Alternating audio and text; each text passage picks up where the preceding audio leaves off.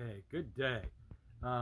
This is an upside down Pioneer SX1050 super receiver, and most of what I'm dealing with on this one is dirty contacts and those switches there, those rotary switches over there,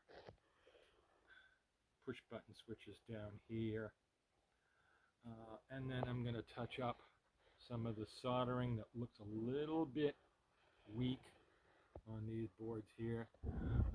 Very easy to get the front panel off. It only takes, I think, 4 screws to get the entire front panel. We're just over there in that towel safe. And then there's maybe 6 screws to release this assembly here and this assembly over here. You just got to be careful about pulling these out away from the front panel. Very limited on some of that wiring right there, and likewise you're very limited on some of that direct wiring over there. This is the tone board here.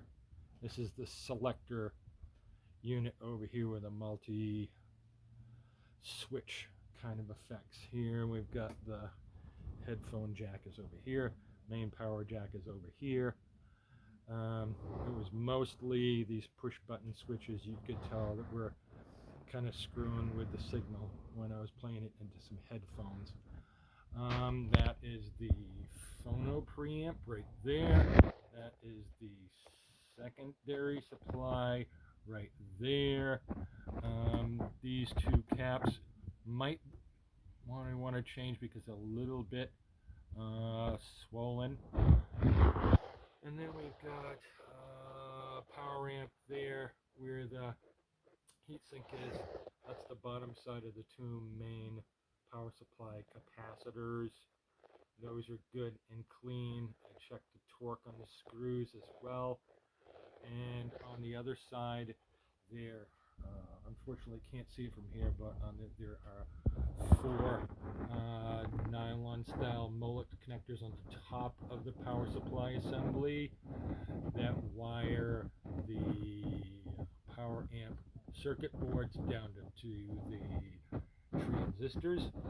You really want to make sure that those Molex connectors are pulled off and that the oxides are cleaned off the contact pins.